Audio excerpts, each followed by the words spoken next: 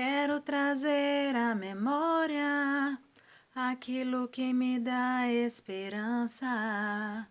Quero trazer à memória aquilo que me dá esperança. Como é bom poder pertencer ao Deus de amor.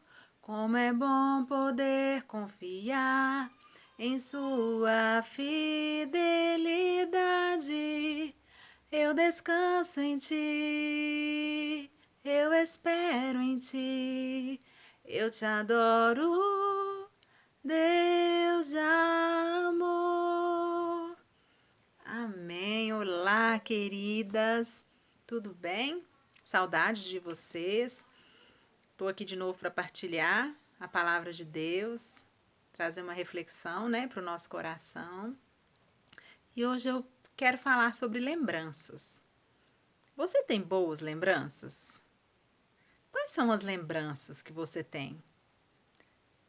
Ao longo da nossa vida, desde a nossa infância, nós construímos memórias. São situações diversas que nós vivenciamos que vão ficando armazenadas, né, na nossa mente. Algumas ficam armazenadas em nosso coração. São lembranças boas, são lembranças não tão boas.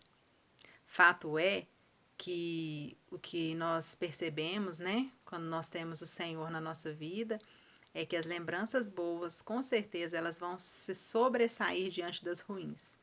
Quando a gente vai pesar na balança, a gente percebe que o que aconteceu de bom na nossa vida foi infinitamente superior às dificuldades que nós passamos.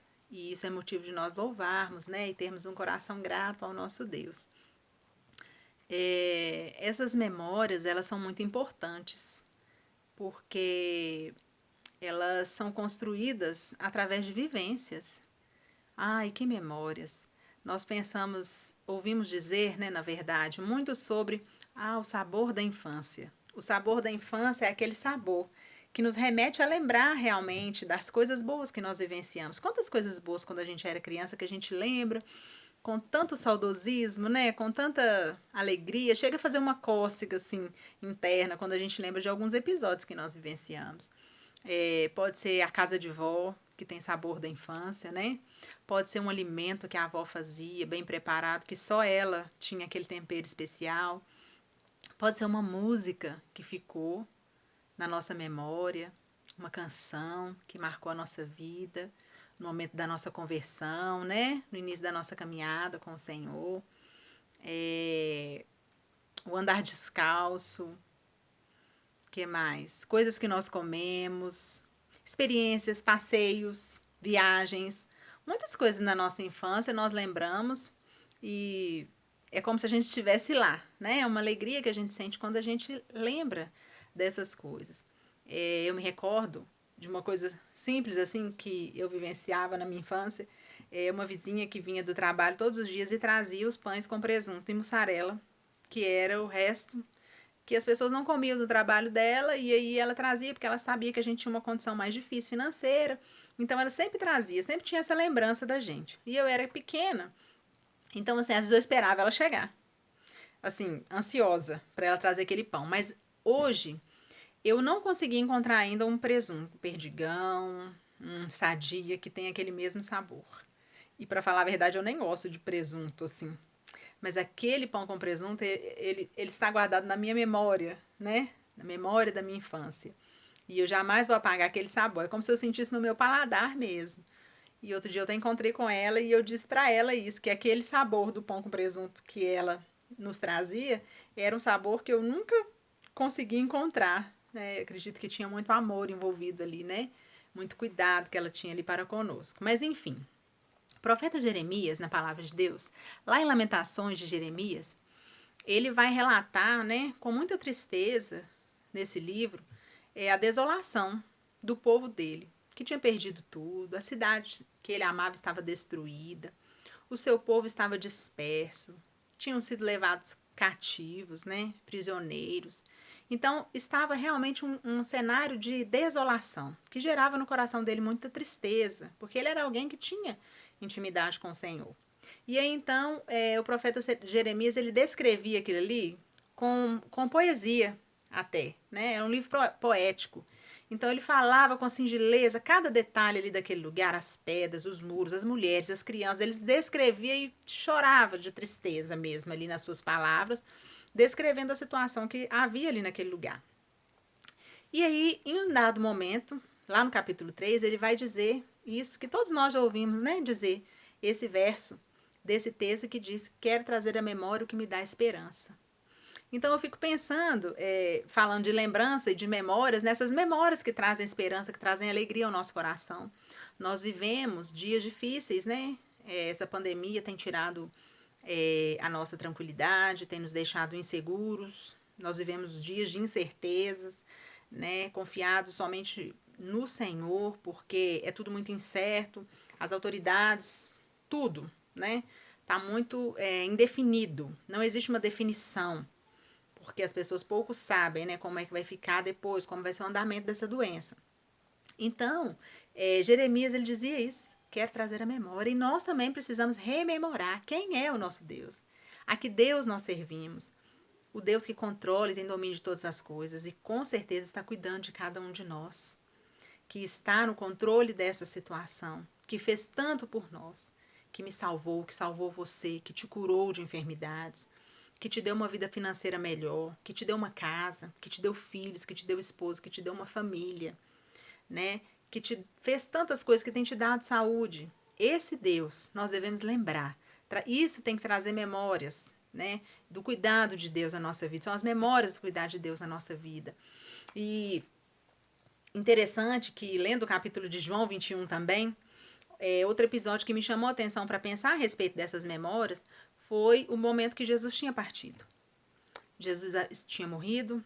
Eu fico imaginando a situação de desolação daqueles discípulos ali também. O mestre que andava com eles, que os ensinava, que era esperança para eles, tinha morrido. E eles não tinham vivenciado ainda na íntegra essa ressurreição. Isso era algo novo. Eles aguardavam as promessas, né? Mas isso não estava ainda tão claro para eles. E aí eu fiquei assim, emocionada em ver esse texto, porque eles voltaram à origem de encontro. Alguns discípulos foram pescar. E aí eu fiquei pensando que bacana, né? Eles, de repente, de uma forma saudosa mesmo, querendo vivenciar aquele momento do primeiro encontro deles com o mestre, que foi o momento em que o Senhor os chamou para serem pescadores de homens. E eles estavam ali pescando, e aí eles lançaram a rede novamente, né? Como no primeiro episódio, eles não conseguiram pescar, e aí então Jesus aparece. Eles não o reconhecem. E ele pergunta para eles se eles têm algo para comer. Eles dizem que não, porque eles não tinham conseguido pescar. E Jesus então orienta eles: lance a rede do outro lado. O discípulo amado de Jesus então o reconhece. As redes saíram com 153 peixes. Foi uma pesca abençoada ali, literalmente. E aí então os discípulos, eles reconhecem Jesus. Pedro pega sua capa e sai nadando ali ao encontro do mestre Jesus, que por sinal já estava aguardando eles com um belo churrasco de peixe que já está sendo assado ali para um momento de comunhão deles. E aí eu imagino a alegria deles ali, de vivenciar essa memória tão importante que foi a memória do chamado deles. E aí o Senhor vem e ele passa esse tempo com eles. E aí foi um momento de esperança no coração deles. Que a gente possa também se lembrar do Senhor, desses momentos que nós vivenciamos com Ele. Que eles sejam momentos que venham a trazer esperança ao nosso coração e não deixar a gente desfalecer. Nós temos vivido dias difíceis, a esperança está se perdendo, são lares sendo desfeitos, né? São filhos, aumento de suicídio, tantas coisas. E os discípulos ali, logo depois, né, a gente sabe que Pedro foi chamado para apacentar as ovelhas, para cuidar daquilo que era do Senhor, que era a vida das pessoas.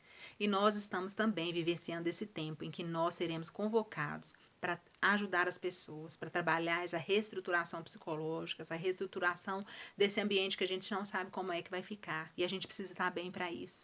Então, queridas, vamos nos cuidar, vamos cuidar da nossa mente, vamos cuidar da nossa fé, vamos cuidar da nossa espiritualidade, para que, quando necessário, formos solicitadas a gente esteja cheio para partilhar da grandeza do nosso Deus.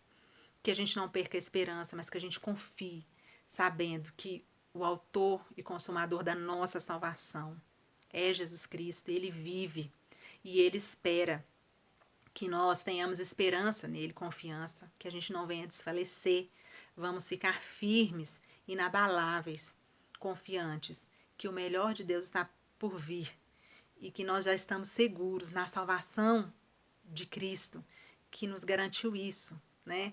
Quando morreu ali por nós. E aí eu fico pensando no cuidado de Deus com esses discípulos. Deus tem cuidado de nós também.